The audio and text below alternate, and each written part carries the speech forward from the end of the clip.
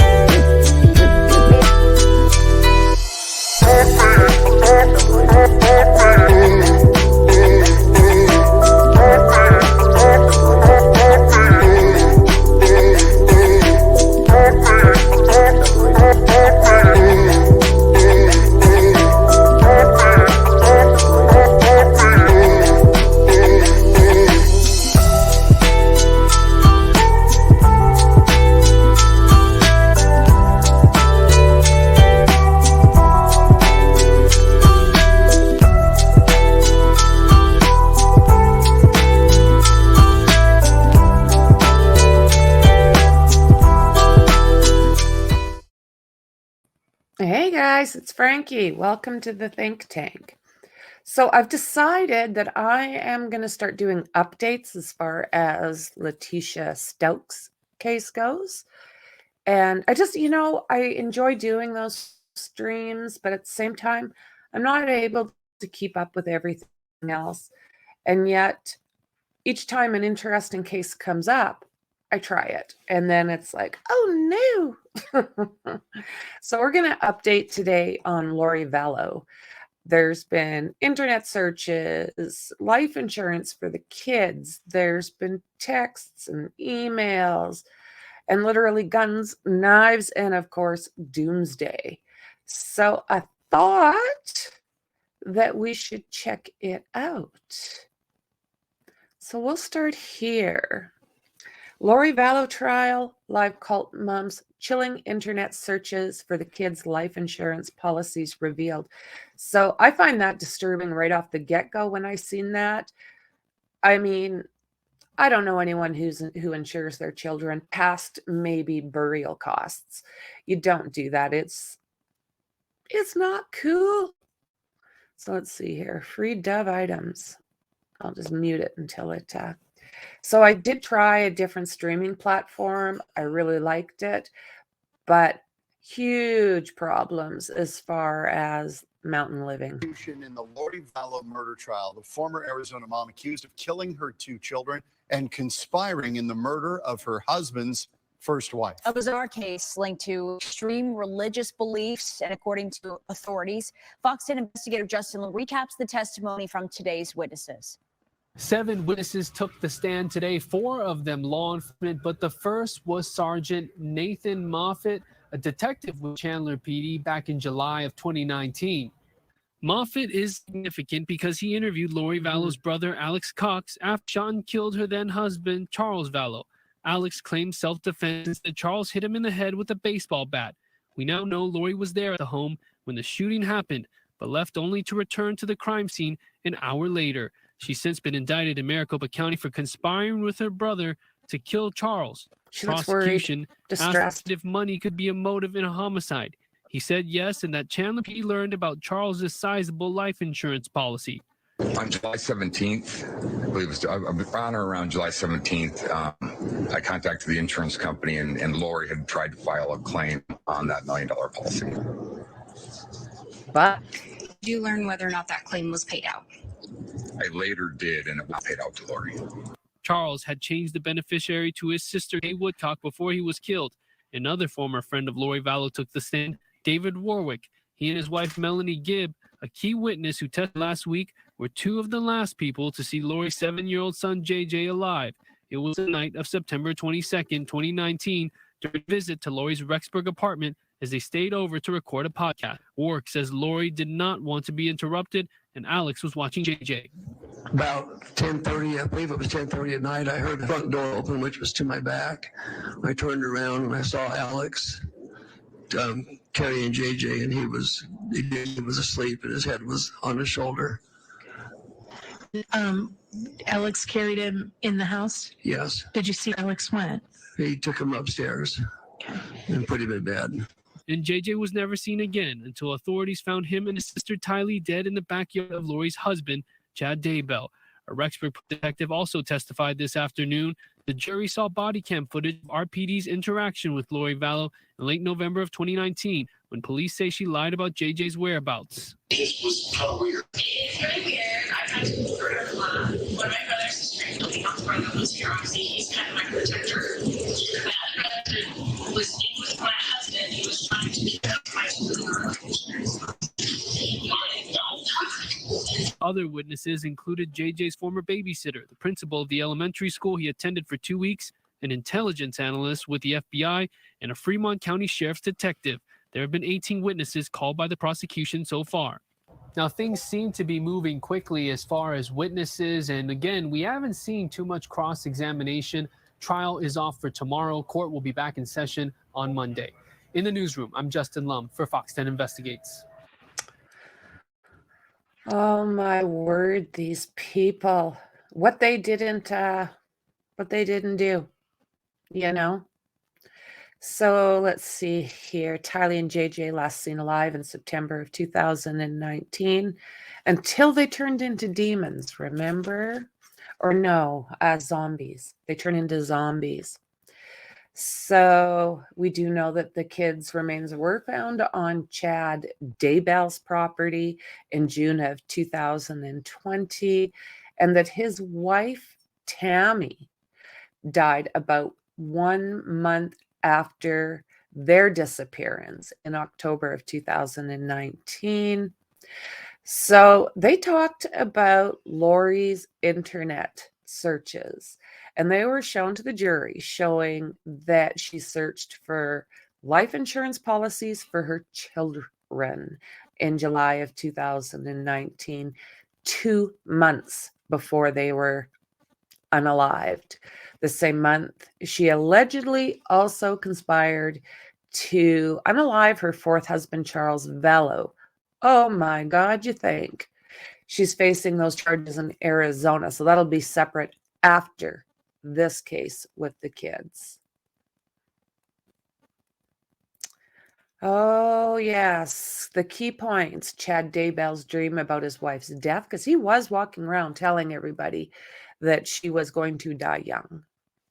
And we know that JJ, I don't know if you've heard this yet, but when he disappeared, she got a hold of her brother Alex, because she said he was now a zombie because he knocked over a picture of Christ. Oh my word. Lori told her friend that her husband needed to die to prepare for the second coming. And Lori Vallow, the trial, was listening to an emotional prison call with Colby, her oldest son and only surviving child.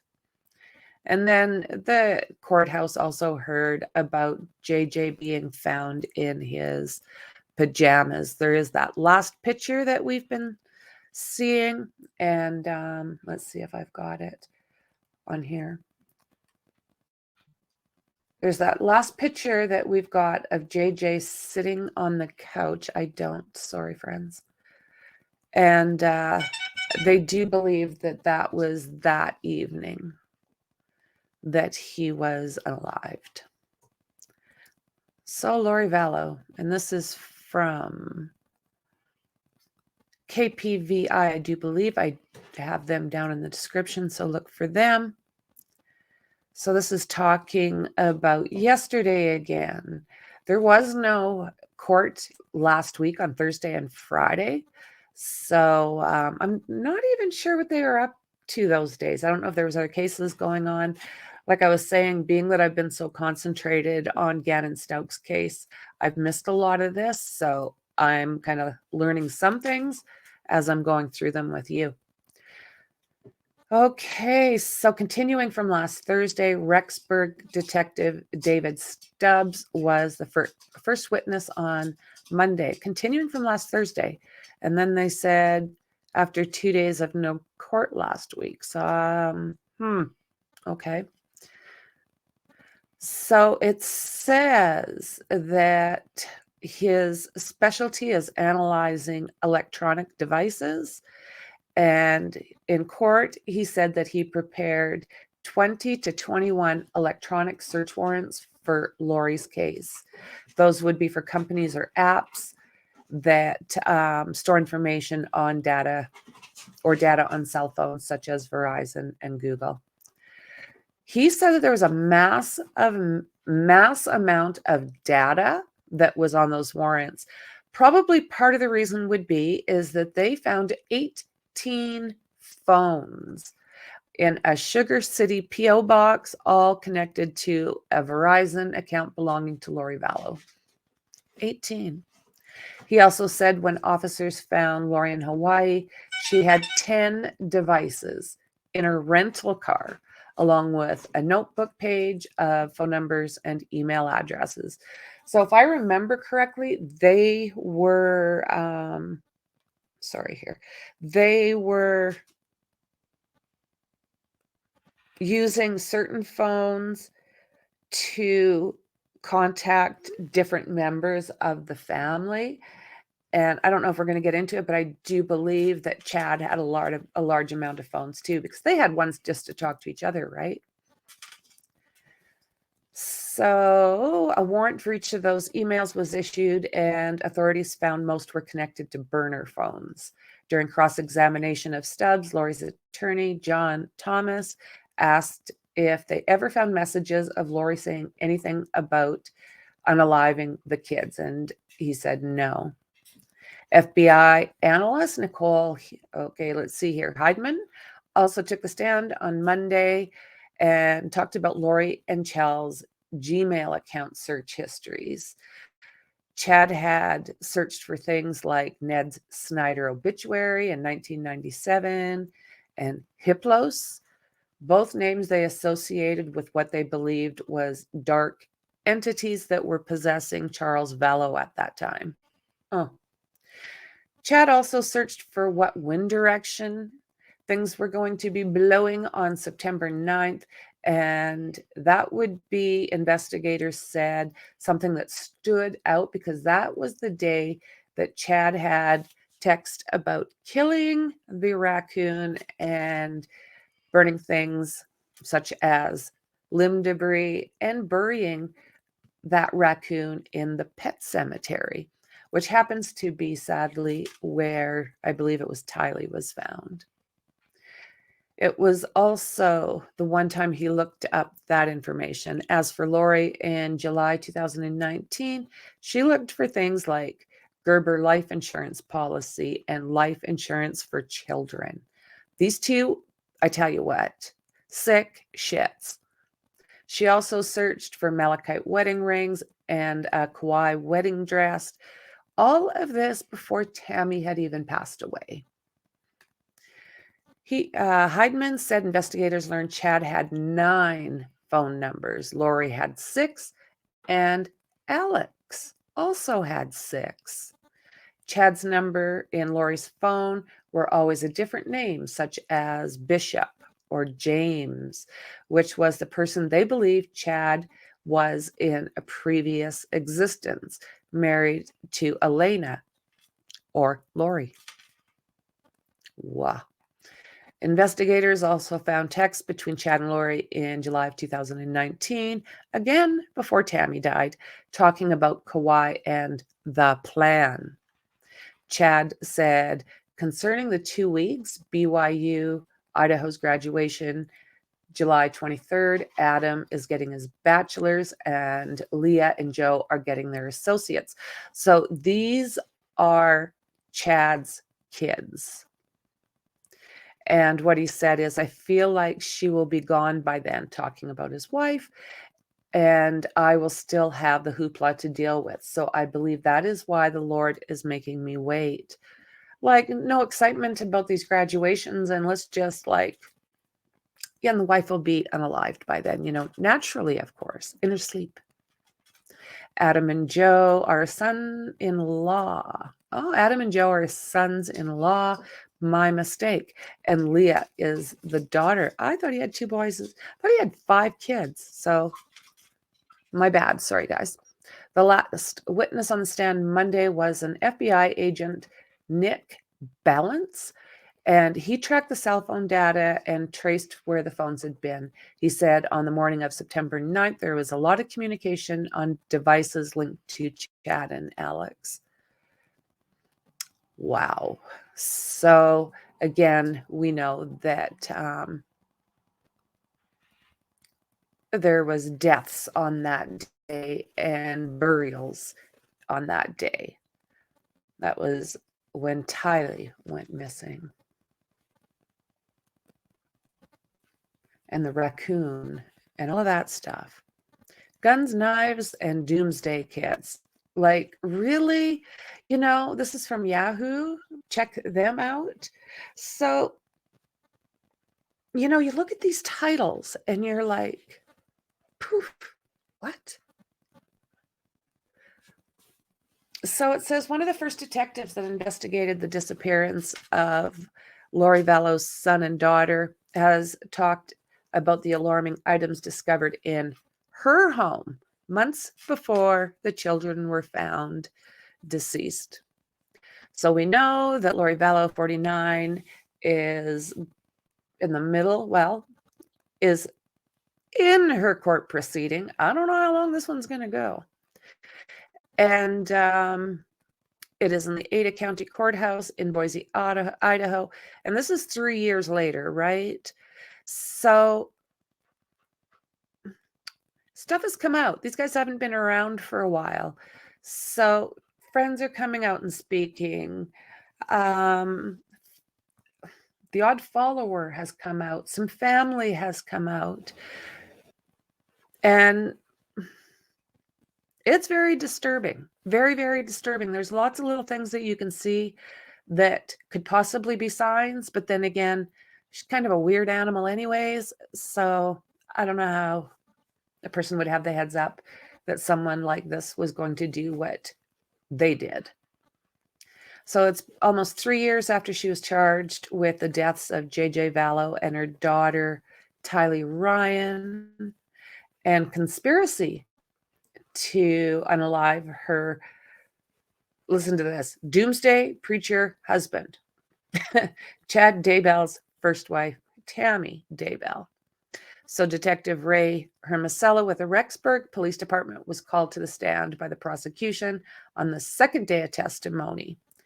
His department joined the investigation into JJ and Tylee's disappearance after investigators in Gilbert, Arizona, raised the alarm regarding the whereabouts. Lori Vallow and her children had moved from Arizona to Rexburg, where this is where Chad Daybell lived in early September of 2019.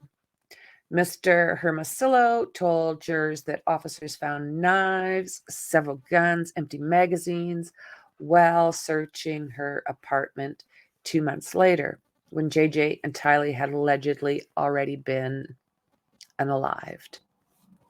Mr. Hermosillo said he helped conduct a welfare check on Ms. Vallow's Rexburg apartment on the 26th of November after increasingly worried relatives in Arizona told law enforcement that they had not heard from JJ 7 or Tylee 16 in months. He said that Lori Vallow and the children were nowhere to be found, but Mr. Daybell and Miss Vallow's brother Alex Cox told him the children were staying with JJ's grandmother, Kay Woodcock, which is rather interesting and big boo-boo, because it was Kay Woodcock that called in and reported the kids missing. So the detectives knew that was a little fib. We knew Chad and Lori had married 2 weeks prior to my contact. So they're basically, you know, what they said was that Chad was a friend of Alex's. You know, Lori knew him a little bit. So he knew that they had been married 2 weeks prior. Mr. Hermosello told jurors in reference to the couple's Hawaii wedding on November 5th of 2019. I assumed he was lying because I knew they were close. Mr. Hermosello testified that after knocking on Lori Vallow's door without obtaining response, he filed a request for a search warrant later that day. Lori Vallow opened her door and agreed to speak to detectives, telling them that this time JJ was with one of her friends in Arizona. And we did do a video on that as well on Melanie. So Mr. Hermosello returned the next day to serve a search warrant, only to find that Lori was gone. Inside the apartment, investigators retrieved guns in the garage of the apartment, as well as several army-grade knives and empty magazines for various weapons. Police also found hazmat suits and preparedness bags with emergency kits and camouflage suits, ammunitions, guns, silencers, black trash bags full of clothes and papers, toys, and items that belonged to JJ, including his prescription meds. They were all things that nature in the garage that caught our eye. They were things of that nature, sorry guys, that caught their eye. Well, yeah, right? Recounting the scene of the apartment, Mr. Hermosello said someone appeared to have fled in a hurry, taking all of their clothes, but leaving everything else behind. They did. She up and ran to Hawaii, remember? So they talked to Colby Ryan, which is Lori's oldest son, and we did hear him in court, and we've heard him on some recordings. Heartbroken. Never expected something like this. So he told the officers he had not spoken to his sister Tylee in a while, and they were close. So Mr. Hermosello told the court that the last day he was aware of proof of life of Tylee was on September 8th, based on a photo. This is this one here, taken with her uncle, who she was last seen with, and whose phone pinged at Chad Daybell's place, remember, on the 19th, where she was sadly found. On December 11th, the police officially reported the children missing. Lori Vallow was ordered to produce the kids and was ultimately arrested in Hawaii on February 21st because she failed to do so. Prosecutors believe JJ and Tylee were unalived by the two of them in September, more than 2 months before Miss Vallow's home was raided in November. Mr. Daybell and Lori Vallow then got married in Hawaii and refused to cooperate in a desperate cross-state search for Tylee and JJ. We do know that Tylee and JJ's were found buried in a pet cemetery on Chad Daybell's property 7 months later on June 9th of 2020. So it's just disgusting what they have done here. They're talking about the one, Mr. Hermosello talking about how they found them, about the black garbage bag and the plastic bag and it's just, we know that Tylee sadly had been dismembered, burnt. They're saying that the smell was so bad that the team had to take turns. There is a possibility, without getting too more graphic, I don't know if you guys can see this, but I don't want to say this out loud. It's rather disturbing. And so it's just saying that they'd uncovered bits and pieces of Tylee, and there is a chance that JJ was alive when they started covering him up. Not covering him up in the dirt, but when they started using the plastic and the duct tape. So we know that they're both actually, she's going to court now. He will be going later with him. I do believe the death penalty is still on the table. They took it off for Lori. And yeah, we'll find out right here. It's like they're saying he's scheduled to face trial later this year, but we'll get through this one first. And then after this, there's going to be the one for her deceased husband. And I don't know if Chad will have everything to deal with all at one time or not, if they'll separate trials for him. So yeah, they were found sadly deceased. The monsters got them, and who would have ever in a million years expected your own parents to be that kind of monster? But they're out there, you know, we're learning more and more. Look at the playlist. I mean, we talk about it every day, don't we? So this is where I'm going to leave this for now, you guys. There is more I can put out. I have a dentist appointment. That's why I'm doing all casual. So depending on how I feel after that, well, you know, I'm usually pretty good as far as pain goes after dental procedures, but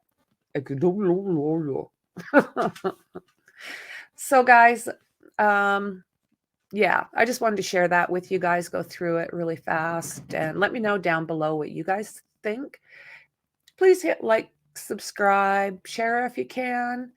I would really, really appreciate it. And I will see you guys in the next one. Bye.